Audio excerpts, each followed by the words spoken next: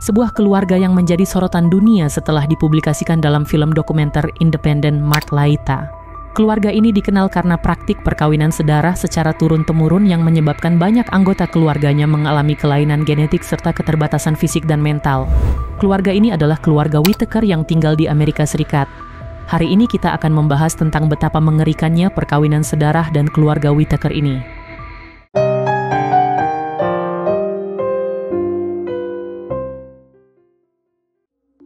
Sebelum kita membahas lebih dalam tentang keluarga Whittaker, mari kita bahas dulu tentang seperti apa awal mula perkawinan sedarah itu.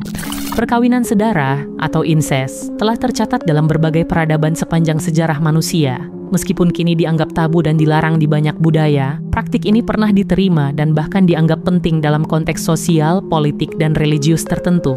Contohnya seperti di Mesir kuno, terutama pada masa dinasti Ptolemaic, perkawinan antara saudara kandung dalam keluarga kerajaan umum terjadi. Tujuannya adalah untuk mempertahankan kemurnian darah dan legitimasi kekuasaan, karena Firaun dianggap sebagai perwujudan dewa di bumi.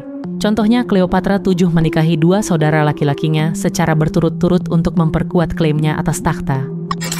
Dalam mitologi Yunani, hubungan sedarah sering muncul seperti kisah Oedipus yang tanpa sadar menikahi ibunya. Namun, dalam praktik sosial, masyarakat Yunani dan Romawi umumnya menganggap incest sebagai tabu. Meski demikian, ada pengecualian di kalangan bangsawan untuk alasan politik atau ekonomi. Dalam agama Zoroastrianisme di Persia kuno, terdapat doktrin Swedoda yang menganjurkan perkawinan antara anggota keluarga dekat, termasuk saudara kandung. Tujuannya adalah untuk menjaga kemurnian garis keturunan dan memperkuat ikatan keluarga. Praktik ini berlangsung selama berabad-abad, bahkan hingga era Kekaisaran Sasanid. Di Eropa, dinasti Habsburg terkenal dengan praktik perkawinan sedarah untuk mempertahankan kekuasaan dan wilayah. Namun, praktik ini menyebabkan akumulasi genetik yang merugikan, seperti yang terlihat pada Raja Charles II dari Spanyol yang mengalami berbagai masalah kesehatan akibat inbreeding. Di kerajaan Inca, penguasa seperti Huayna Capac menikahi saudara perempuannya untuk mempertahankan garis keturunan ilahi. Demikian pula, di Hawaii kuno, keluarga kerajaan mempraktikkan perkawinan sedarah untuk menjaga kemurnian darah bangsawan dan legitimasi kekuasaan. Seiring dengan pemahaman modern tentang risiko genetik dan nilai-nilai sosial yang berkembang, praktik ini kini umumnya dilarang dan dianggap tabu di banyak budaya. Bahkan dalam pandangan agama misalnya Islam, larangan ini ditegaskan dalam Al-Quran yang melarang perkawinan antara anggota keluarga dekat. Perkawinan sedarah atau incest juga tidak disarankan dalam dunia medis karena secara signifikan meningkatkan risiko gangguan kesehatan serius pada keturunan. Karena setiap individu membawa gen yang dapat bersifat dominan atau resesif. Gen resesif biasanya tidak menimbulkan masalah jika hanya satu salinan yang diwariskan.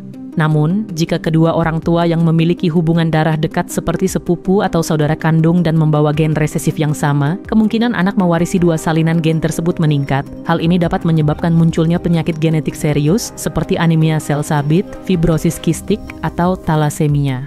Anak yang lahir dari perkawinan sedarah juga memiliki risiko lebih tinggi mengalami cacat lahir, seperti kelainan jantung, bibir sumbing, atau gangguan perkembangan lainnya.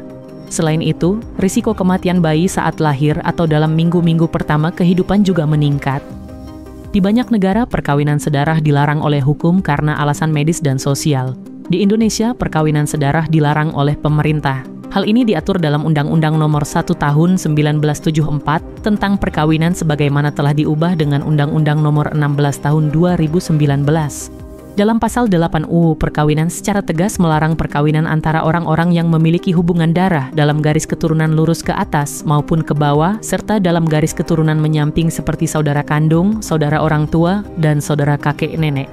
Bagi siapa saja yang melanggar ketentuan ini, perkawinannya dapat dibatalkan. Nah, sekarang mungkin kalian bertanya-tanya, jika perkawinan sedarah dilarang oleh pemerintah, lalu bagaimana dengan kasus keluarga Whittaker di Amerika Serikat? Apakah di Amerika memperbolehkan perkawinan sedarah? Sebelum itu kalian harus tahu dulu tentang keluarga Whittaker ini. Keluarga Whittaker adalah sebuah keluarga yang bermukim di pegunungan Appalachia, tepatnya di kota kecil Old West Virginia. Keluarga ini menjadi sorotan publik setelah muncul dalam film dokumenternya Mark Laita.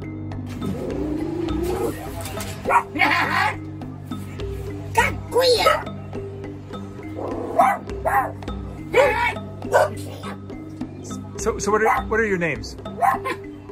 Dalam dokumenternya, Laita menyoroti kondisi kehidupan keluarga Whittaker yang tinggal di sebuah rumah sederhana dengan kondisi yang memprihatinkan.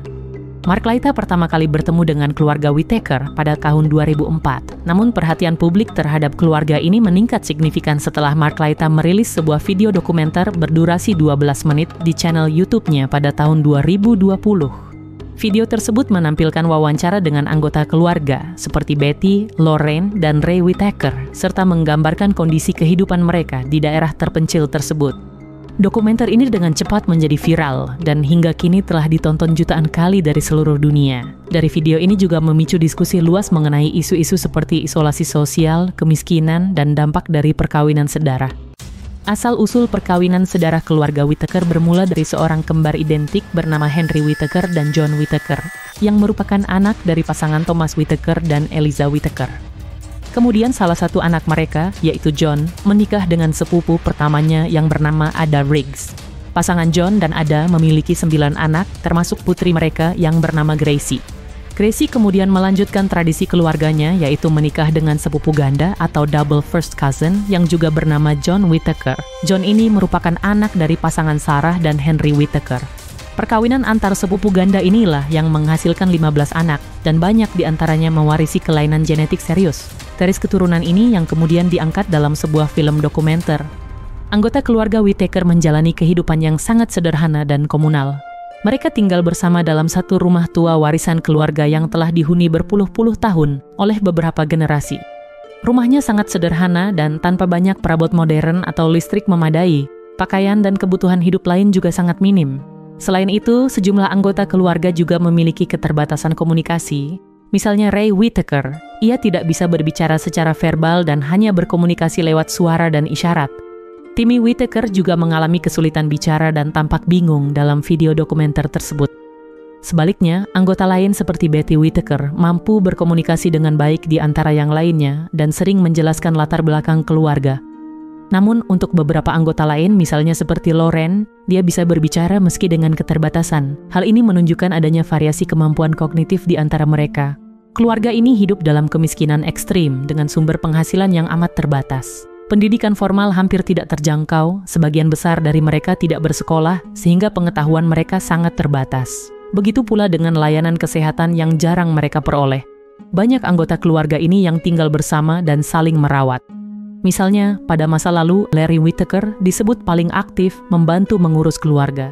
Setelah Mark Laita datang ke sana, ia kemudian menginisiasi kampanye donasi untuk membantu keluarga Whittaker.